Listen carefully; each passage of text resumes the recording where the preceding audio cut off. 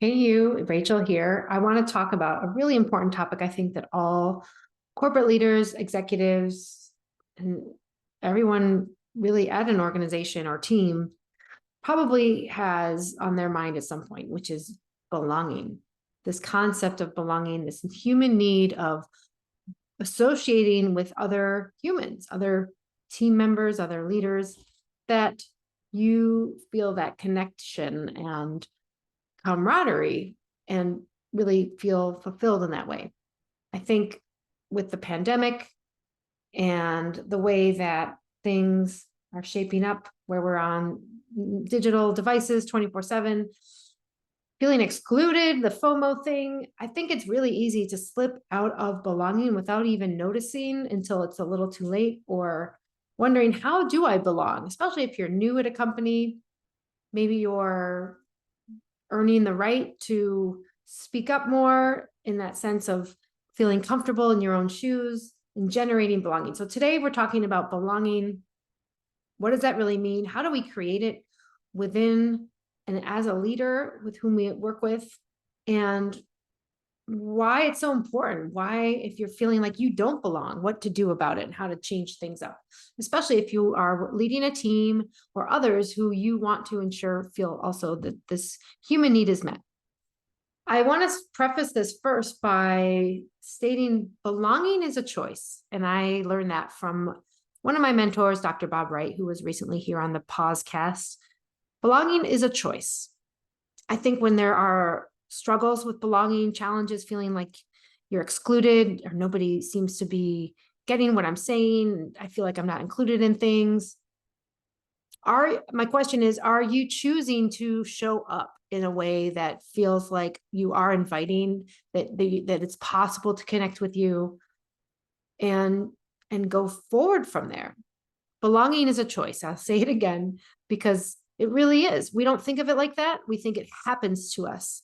And the reality is the way that we show up indicates with and to others if we are there to belong or not.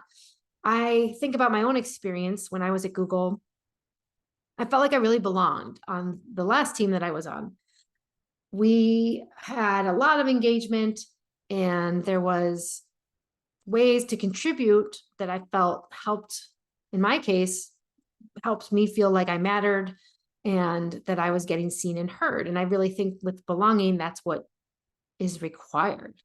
And so I ask you, how are you showing up? Do you exclude yourself? Sometimes when we don't feel like we belong yet, we hide or we don't show up in ways that are really truly helping people access us.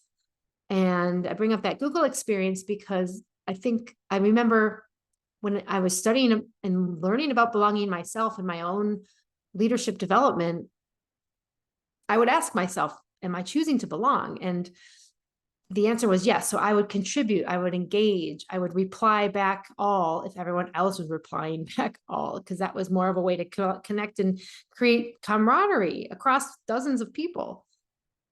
And so that's the first question I would ask you. To know it's a choice, and are you showing up in ways where you are choosing to belong?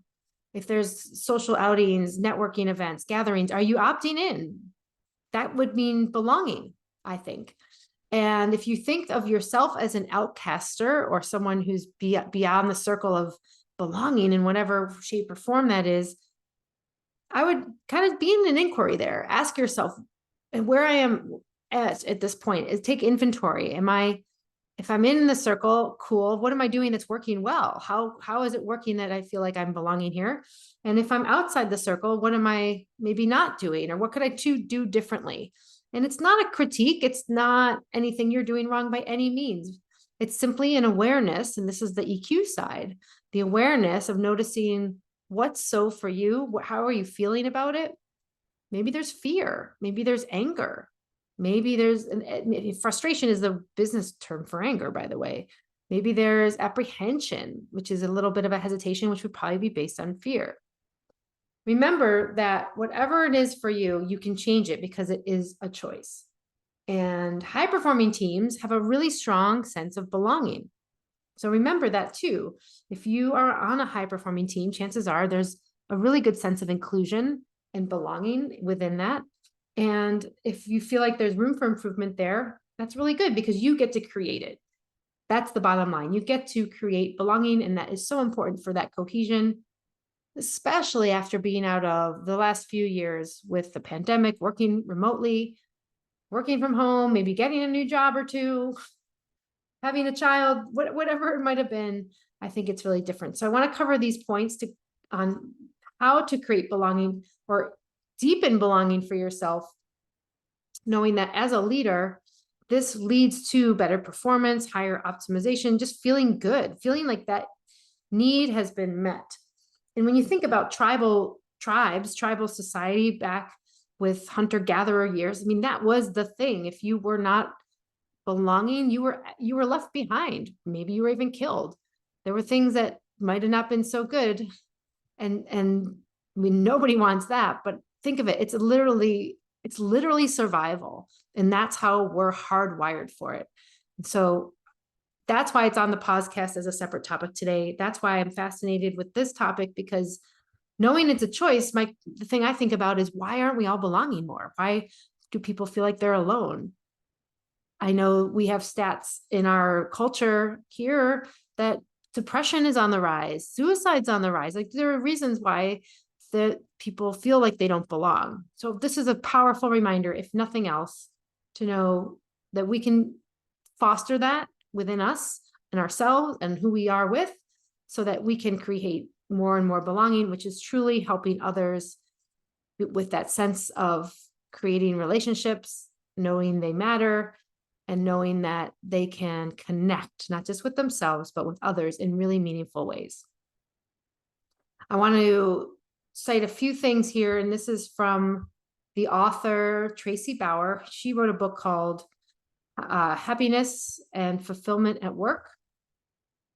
Again, that is The Secret to Happiness at Work, from Tracy Bauer, Dr. Tracy Bauer. So some of the things that she says that I really appreciate are to embrace groups. That's the first thing.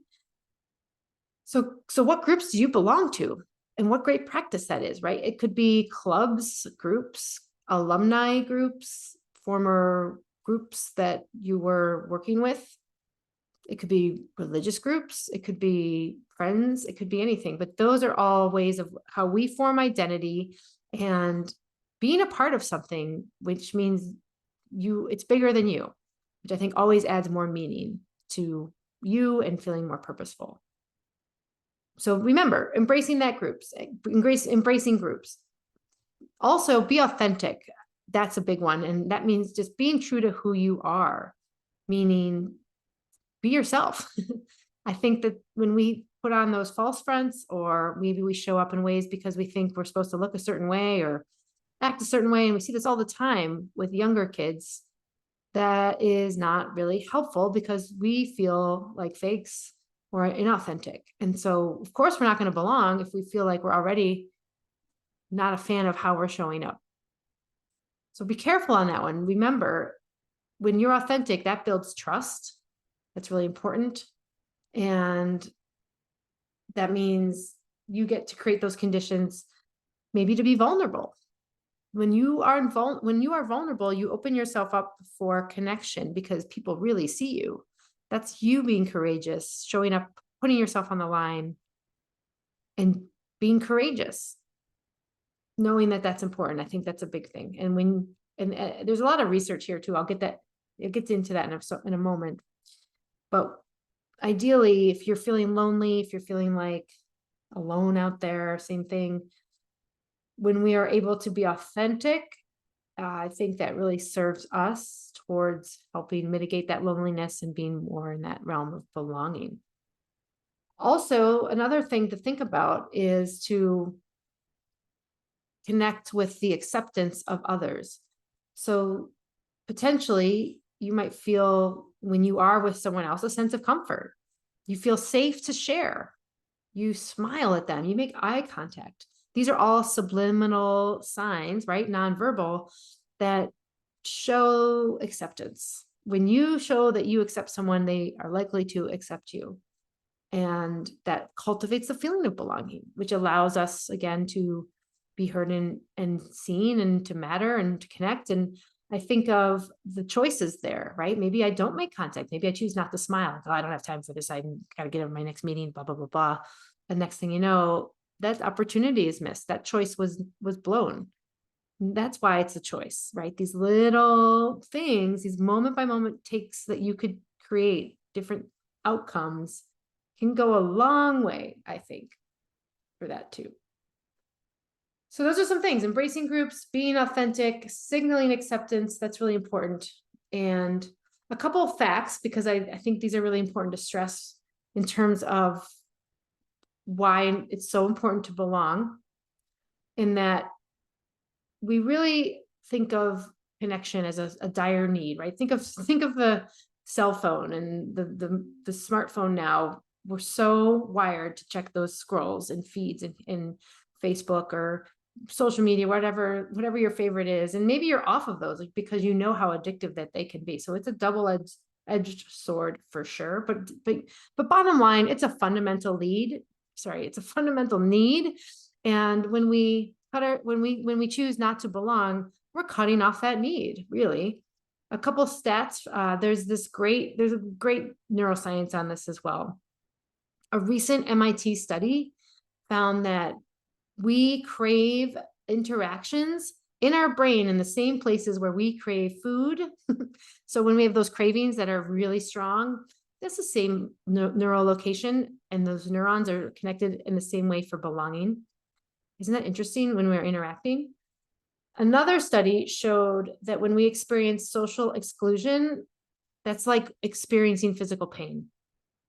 Our brain can actually fire those synapses in the same way where we might feel that physical pain, and we feel that same kind of experience when we're excluded socially. No wonder it's a big deal, right? No wonder we want to belong so much. And at the University of British Columbia, they found that when we experience ostracism at work, like maybe you don't belong and you feel like you're excluded, it can lead to health issues and job problems, ultimately maybe even leaving. And then you have that whole dilemma of finding a new job. And then, if you don't look at what really went on, how did you contribute to that? Then the problem itself might just happen again if you're not careful. So lastly, a study at University of Michigan found that when people lack that sense of belonging, it predicts depression. And that is not a surprise, as we were talking about. It's a stronger predictor than even feelings of lacking social support or loneliness as well. So again, I find these really, really interesting. And I found an article on this in Forbes, which Tracy Bauer wrote, who's the author I mentioned. And I'll put that in the show notes if you want to go through with this to learn more in detail. So what are you getting out of this? If you're feeling that option to belong or not belong, ask yourself, am I choosing to belong? I think first and foremost, that is such an important question, because sometimes that answer is no, and we don't even know it until we ask the question. If you're so busy heads down doing your work all the time, are you truly belonging and showing up in ways where you feel like you belong? Maybe, maybe not. Are you making eye contact? Are you allowing others to see you authentically, being vulnerable, engaging in those groups? These are so, so powerful in terms of best practices to really foster that sense of belonging. And more research is coming out with emotional intelligence that is a number one predictor of high performing teams.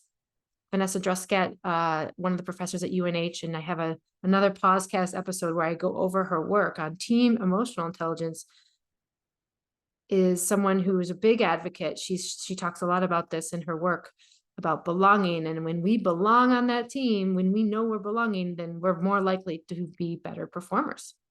So this is something you want. This is something you as a leader really need to pay attention to see and make sure you're creating the most belonging that you possibly can in service towards everything you're doing as a leader. All right, my friends, I hope this was helpful. If you got some ideas from this or have any thoughts, I would love to know. drop me a message. You can actually leave me an audio message if you're logged into Spotify. If not, let me know. Send an email, text me. My information is on the podcast. And thank you. I will see you next time right here.